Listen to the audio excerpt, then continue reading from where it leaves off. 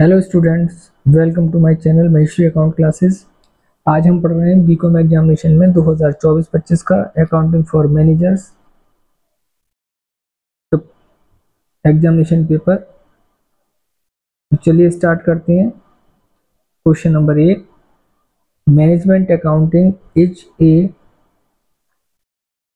Point number a extension of financial accounting, B extension of financial management, C accounting for manager, D concerned with the provision of information to pupil within the organization to help them to more better decision in management accounting क्या है?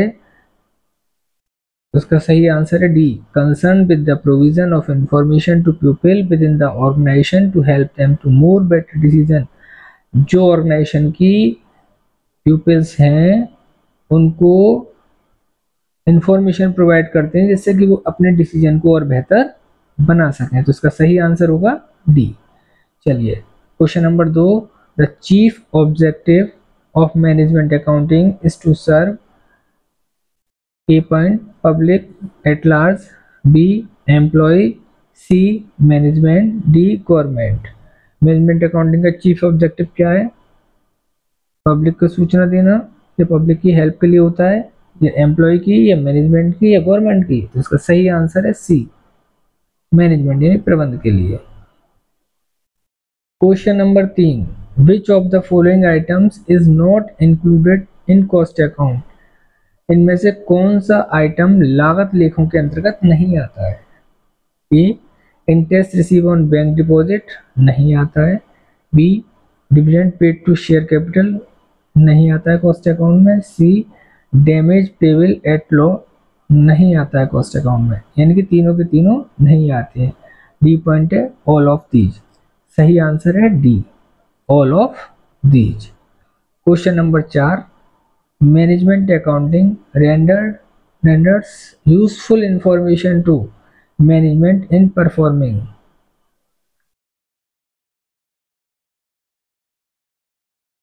Management accounting के द्वारा भेजने वाली सारी सूचनाएं management के perform कैसे करते हैं सहायता? A all management functions, B control functions, C coordination functions, D business functions.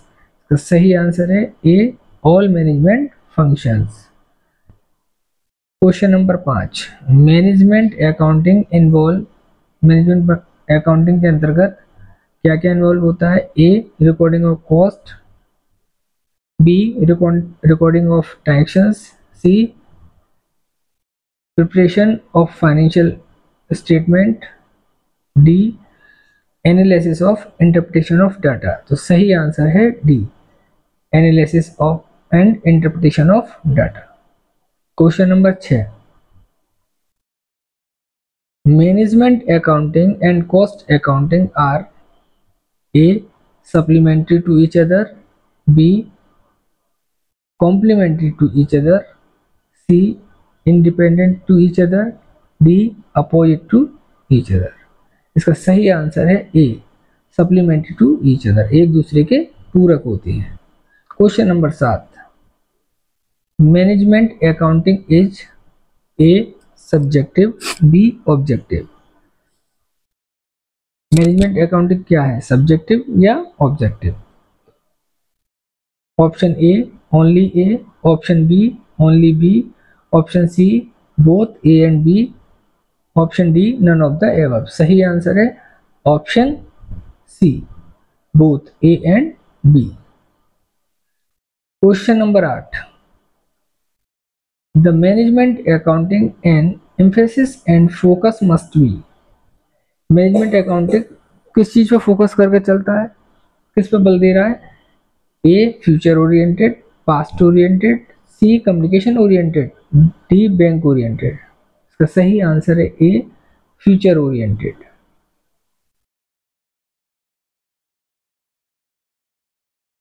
Question number 9, the use of the management accounting is A optional, B compulsory, C legally obligatory, D compulsory to some and optional to other। तो management accounting का use करना कैसा होता है? तो इसका सही answer है A, optional. Question number 10, the management accounting can be states an extension of cost accounting, B financial accounting, C responsibility accounting. Option दे रखे हैं A both A and B, both A and C, C both B and C, D A B और C. इसका सही answer है answer number B, both A and सी, यानी कि cost account और रेस्पॉन्सिबिलिटी अकाउंटिंग। चलिए question number 11, which of the following is true about management accounting.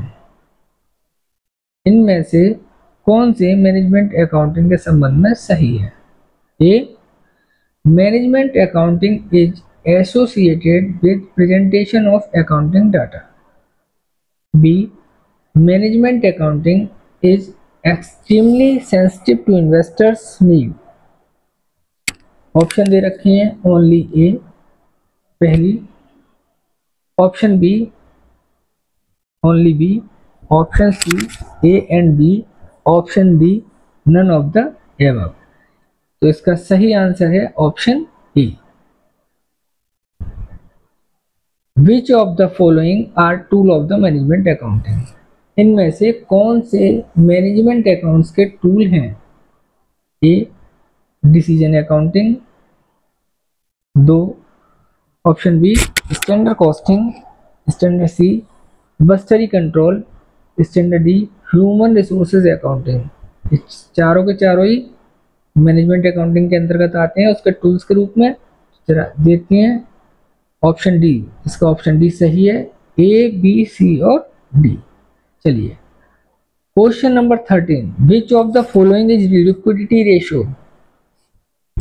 इसमें से कौन सा लिक्विडिटी रेशियो के अंतर्गत आता है। A, quick ratio, B PE ratio, C inventory turnover, D equity multiply. तो उसका सही आंसर है क्विक रेशियो।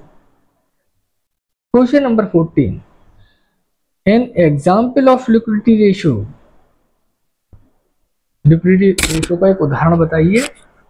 ए, fix asset turnover, B current ratio, C asset test ratio, option D B और सी। तो उसका सही आंसर है ऑप्शन डी, बी और C. Question 15, the ideal current ratio is A 1:1, B 3:2, C 2:1, D 2:2। जैसे कि मैंने आपको पढ़ाते वक्त बताया था कि करंट रेशियो का आइडियल रेशियो होता है 2:1 और लिक्विडिटी रेशियो का आइडियल रेशियो होता है 1:1। तो इसका सही आंसर होगा सी। Which one of the following is not true of the current ratio? इनमें से कौन सा करंट रेशियो के लिए सही नहीं है। A, it is a measurable of liquidity of a business. बिल्कुल सही बात है, it is a measurable of a liquidity of business. B, you would expect the current ratio of a cash business to be lower than that for a credit business।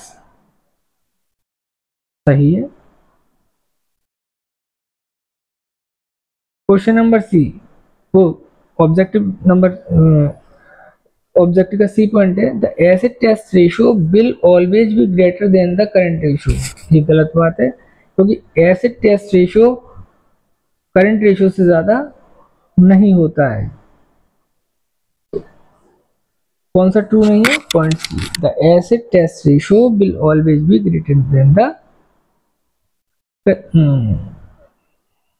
Current ratio. Question number 17, current assets include. Current assets में क्या क्या चीज शामिल होती है। Bills payable current liability में आती है, बी बिल्स रिसीवेबल, जी हाँ बिल्स रिसीवेबल करंट एसेट्स में आती है। तो इसका सही आंसर होगा B, bills receivable. Question number 18, debt equity ratio is computed by dividing the A long term debts by the shareholder fund, operating cost by the net sale, C. Net profit before interest and tax by interest on long term debts, D. Proprietor fund by total assets। इसका सही answer है कि long term debts upon share holder fund. Question number 19, the objective of computing return on equity is to find out।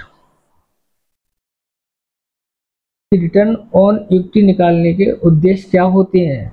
A, how efficiently the long term fund supply by the creditors and share holder have been used, B, estimated to appreciate the value of share of a company, C, how efficiently the funds supplied by the equity shareholder have been used, D, the profitability to the firm on per equity share basis। इसका सही answer है सी कि how efficiently the funds supplied by the equity shareholder have been used, यानी कि जो fund आपने equity share holders को use दिया है उन्होंने कितने बढ़िया तरीके से इस्तेमाल किया है। इस question number 20, stock turnover ratio indicate the speed with which the inventory into is converted into. Stock turnover क्या दिखाता है कि हमारी जो स्टॉक है वो कितनी जल्दी बदल रही है, किसमें? फिनिश गुड्स में, भैया प्रोडक्शन थोड़ी हो रहा है, सेल में, टोटल एसेट्स में या कैश में? बिल्कुल एग्जैक्टली कि हमारा जो इन्वेंट्री है वो कन्वर्ट हो रही है सेल में। उसका सही आंसर है A, sale. Question number 21, the ratio which establish a relationship between net credit sale and average trade debtors is called. Fix asset turnover, ना जी ये तो फिक्स एसेट से रिलेटेड है। स्टॉक टर्नओवर, ना जी ये तो स्टॉक से रिलेटेड है। क्रेडिटर टर्नओवर, ये तो क्रेडिटर से रिलेटेड है। ये तो डेटर से रिलेटेड तो कुछ है नहीं है, तो इसका option D, none of the above. चलिए question number 22, solvency ratio include. Solvency ratio हमारे अंदर कितनी शोधन क्षमता है फर्म की, कैसे चेक करते हैं? ए, डेब्ट equity ratio, B, quick ratio, C, interest coverage ratio, D, both A and C. Exactly डेब्ट इक्विटी रेशियो और इंटरेस्ट कवरेज रेशियो दोनों से चेक किया जाता है कि सोल्वेंसी रेशियो के अंतर्गत आते हैं। तो सही आंसर होगा D, both A and C. Question number 23, net profit ratio signifies A, operational signifies, B, liquidity position, C, big term solvency, D, profit for lenders. Net profit ratio निकलता है कि हमारी ऑपरेशन सिग्निफाइज से, तो सही answer होगा A. Question number 24, a firm has capital of 10 lakhs। एक firm की पूंजी 10 लाख रुपए है, सेल ऑफ रुपीज 5 lakhs, बिक्री 5 लाख रुपए है, ग्रॉस प्रॉफिट ऑफ 2 lakhs, ये हमारा सकल लाभ 2 लाख रुपए है, एक्सपेंसेस ऑफ 1 lakh और खर्चे 1 लाख रुपए हैं। What is the net profit ratio? तो भैया नेट प्रॉफिट रेशियो का फॉर्मूला होता है कि net profit upon sale into 100। Net profit कैसे कैलकुलेट होगा? Gross profit minus expenses. 2 lakh में से 1 लाख घटाइए तो कितना बचेगा? 1 लाख। नेट प्रॉफिट कितना आया? 1 लाख। और सेल कितनी दे रखी है? 5 लाख। तो 1 लाख बटे 5 लाख इंटू 100 कितना आया? 20%। देखते हैं ऑप्शन क्या क्या दे रखे हैं। A 20%, B 50%, C 10%, D 40%। तो सही आंसर होगा A 20%। Question number 25, gross profit ratio for a firm remain same.